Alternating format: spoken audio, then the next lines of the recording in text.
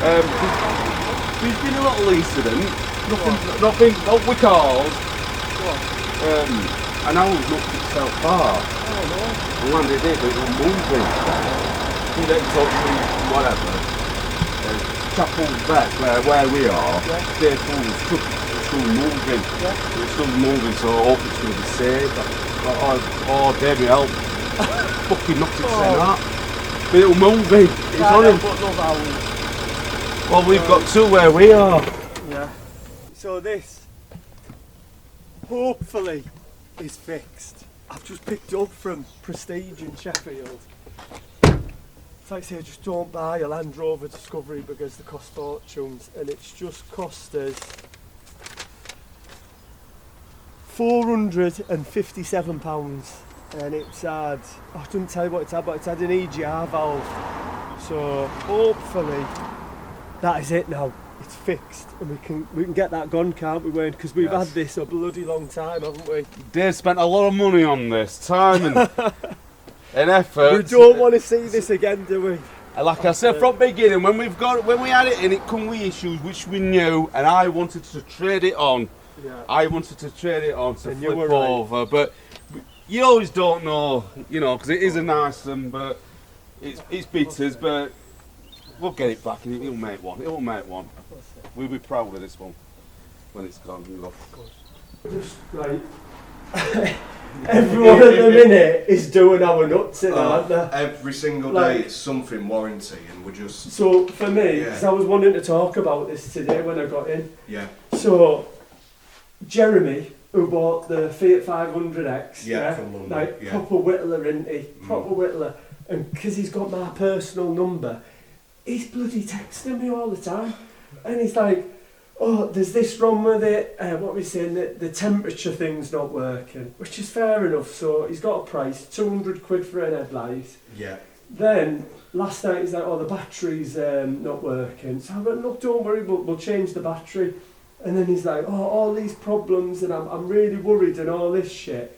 And I'm thinking, he's got a fag in his mouth every 2 minutes, and he's worried about a battery. And I'd be more worried about his lungs to be fair than his battery. So he's just right pissed me off. It's all simple, like electrical stuff though, because with that Fiat 500X, we had to get it going. We probably knew it needed a battery. I know, because we had to. We were just open, weren't we? But electrics are usually either very simple or something really expensive.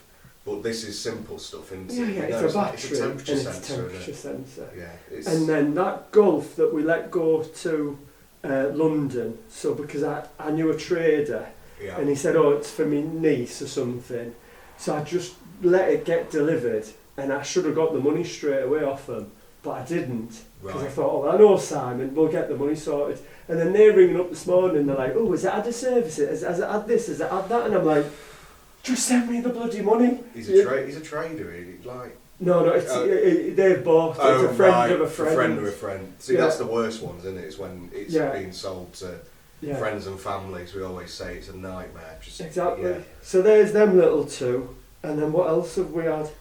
But they're just coming thick and fast at the minute. Yeah, so Nissan Duke had another knock on it. That turned out to be top mounts, just needed tightening up. It had basically all new suspension on it, and then it's been run, it's got loose on it, it's just needed tightening up and running, so that were easy enough. Put a new bulb in it, 2 seconds job. X-Trail's come back.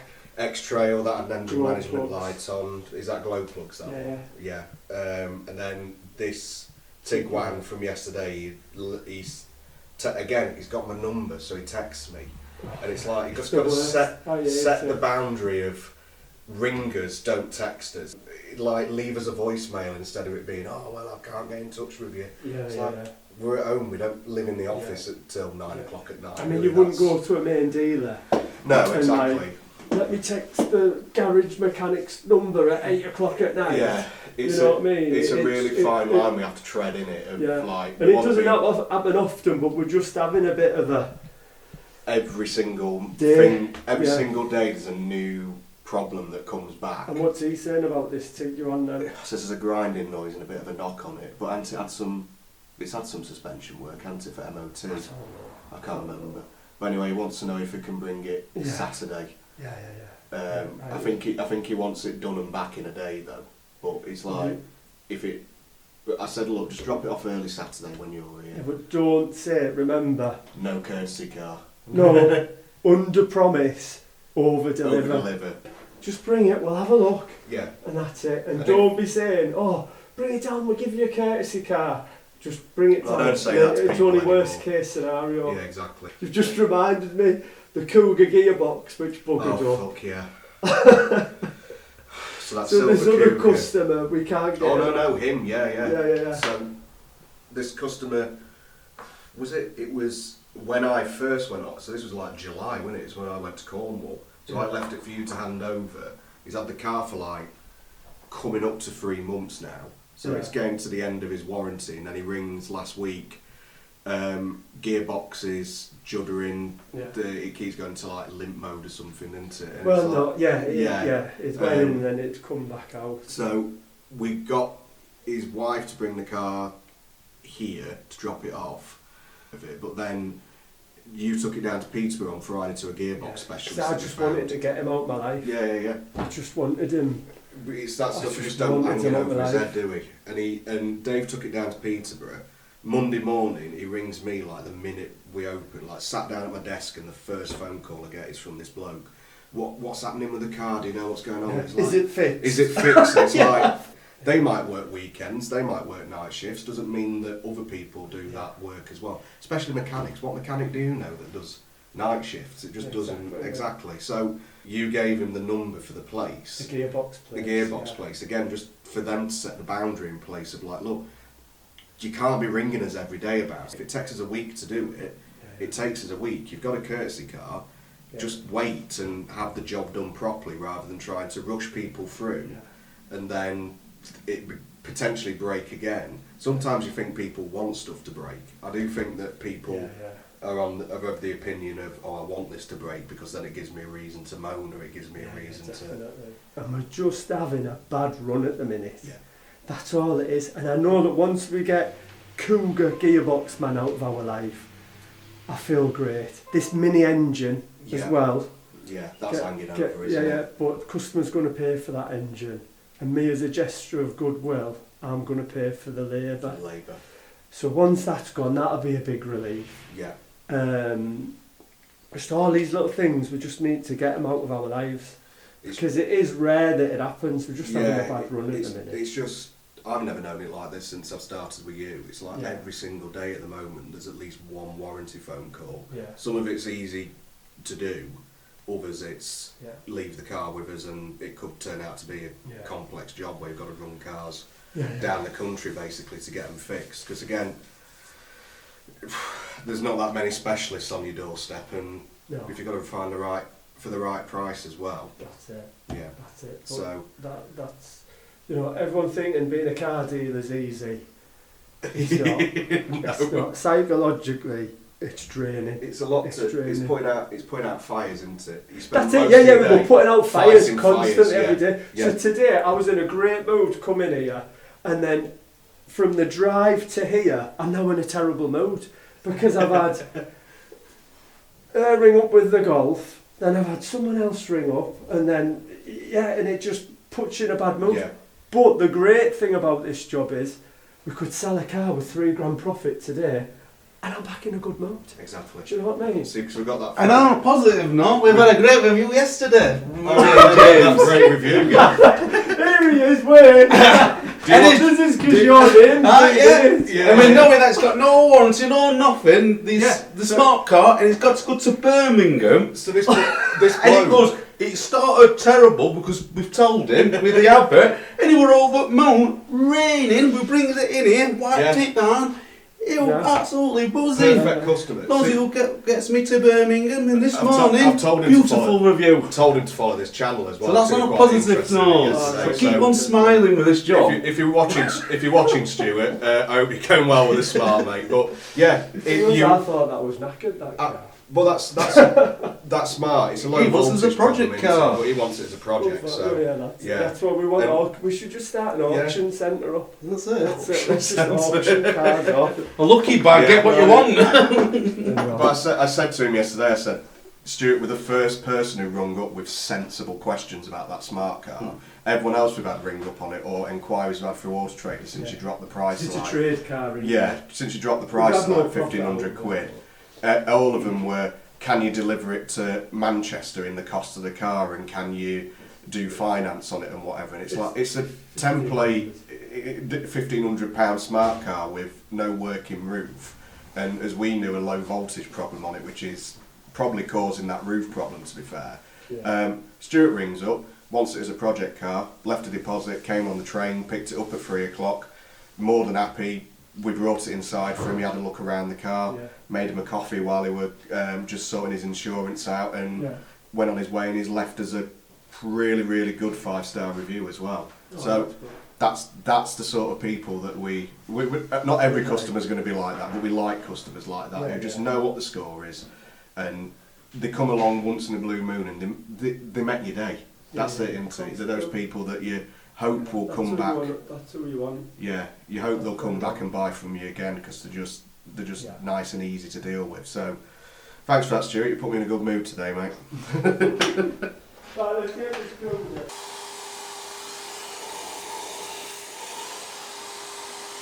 There's some good news on this. This is, I think it's a 1.6 petrol, and yeah, it is knocking the engine, but it's not oh god, what's the word? It's not detrimental. It's not the end of the world. So, but I'm going to ring Howard. This is sort of like my business partner, and he's going to tell us what the problem is with it. So I thought that the engine was knocking, the bottom end was knocking, but if I ring Howard, he'll tell us now. Hi Dave. Hey Howard, you alright? Alright, love, yeah. Yeah, I'm just, right, what it is, you know this Mini, the 1.6 petrol? The one with the engine? Yeah, the knocking. What was it then? What was the matter with it? I think that it's a belt tensioner, that's what I think it is. That's it, yeah, that's it. And is there some sort of cassette that needs replacing or something, did That's you what say? they replaced on mine. Walker Brothers replaced it. He called it a cassette. I don't know what it looks like. Yeah. He called it a cassette as if it's a part that you just bolt in. Yeah. Are they doing it? Or is it? Yeah, it's booked in on Monday. So so it's a petrol one. It's got that knocking like a crank knocking, but it's intermittent. Yeah, so it's a tensioner. And Howard says he thinks it's the same thing as what he had trouble with one. Yeah, that's great. Yeah, that was it, mate. Alright, cheers, mate. Alright.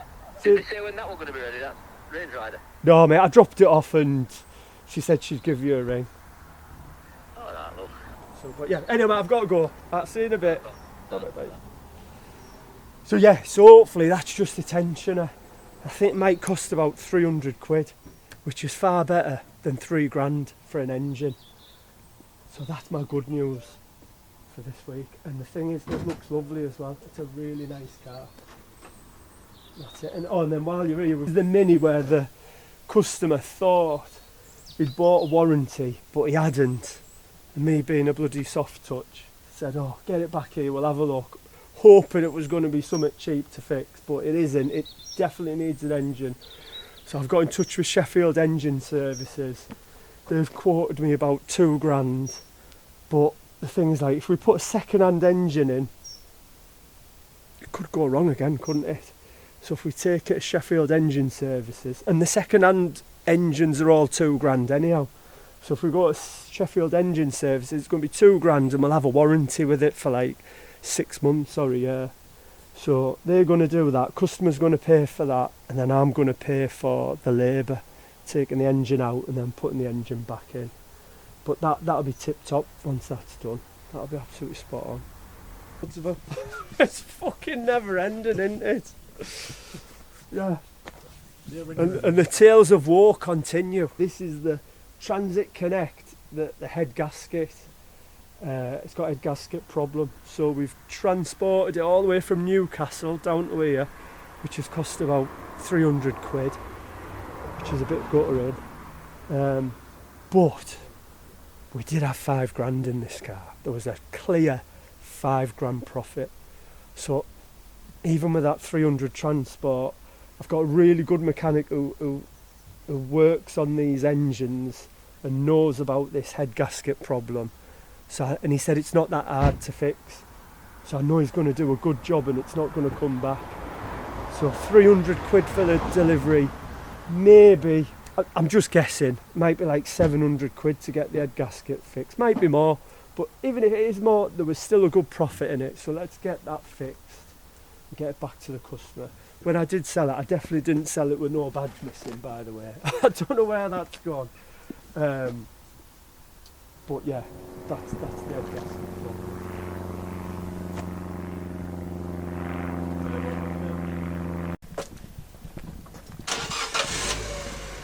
And then, you know, like, car dealers get quite a bad rap, don't they, for like, being not very honest. I don't know why, it's like estate agents, isn't it? Estate agents, car dealers. Everyone's like, oh, they're all dodgy and all this jazz. But do you know what? It's customers that are the worst. So, there was a customer on Saturday, he bought a Mini Countryman, a red one, beautiful. And, sorry, they're just coming out here. And anyhow, this Mini customer, he's right smartly dressed, proper Mini customer, knew all about Minis and, you know, all this. Wanting all about the service history, blah, blah, blah. And I took him on face value. I said, have you got a part exchange? And he said, yeah, I've got this Peugeot 308. I mean, look, it looks beautiful. I was like, oh, it's lovely. He went, do you want to check it over and that? I said, well, does it drive all right? He said, yeah.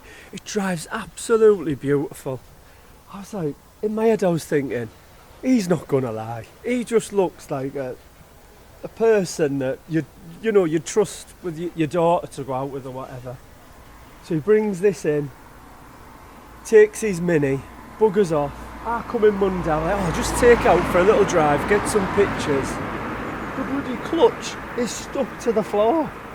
I'm like, the thrust bearing or something like that. So it needs a clutch on it. And then as I'm driving, all you can hear is this like whirring noise, like whir, whir, whir, whir.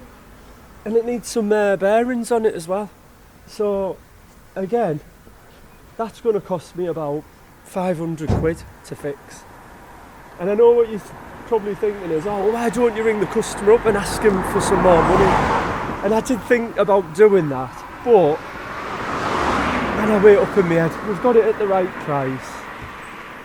We still get a good profit out of it, and it was my fault. I should have checked the car over myself. So I've got to take it on the chin. But if he rings up with any warranty bollocks on his Mini, I will be saying, look, you know, you said that car was fine, but it needs a clutch, it needs this, it needs that. And then, I'm not saying I wouldn't fix the car for him, I'll still fix it, but I'll just make him aware of, to be fair, I don't think he will ring up with any warranty stuff, because he must have known that needed a clutch on it. Yeah, and then another bit of good news. Like I say, it's not all bad news. We've took this in part exchange yesterday. Sold a VW Tiguan and took this really nice Skoda Octavia Estate VRS in part exchange. I think we give 8 grand for it, but that should be worth 11. Definitely. And that, I mean, how many of these are knocking about? There's not many of these. I know the mileage is a bit high, but in really nice condition. It's an estate. I reckon we should sell this within 2 months, definitely.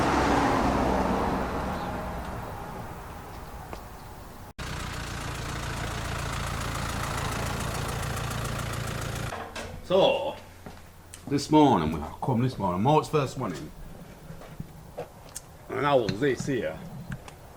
It was come straight back down and see if it were alright. Comfort it. Put it in a little box with some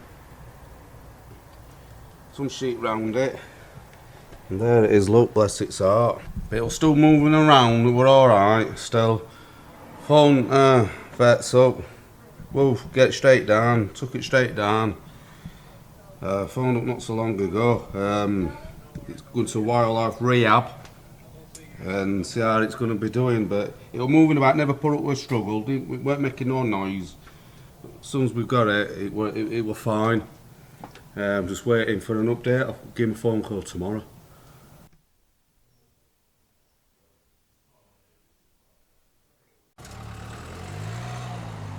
So yeah, sold the Focus estate. Well, we got a deposit on it anyway. A couple have come to look at it for the son.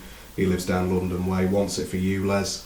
We're getting a lot of enquiries now about ULEZ because I think dealers sort of like around the fringe of London are starting to run out of ULEZ compliant cars, and they're putting a premium on the ones that they have got in stock. So we're doing fairly well with those now. If we get more like those Euro 6 diesels, etc.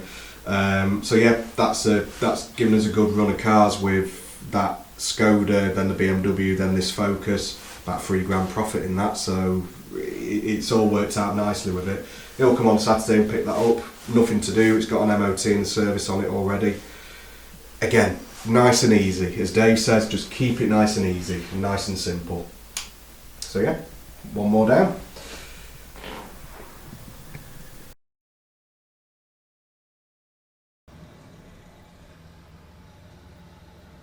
I want to get this. Fucking hell.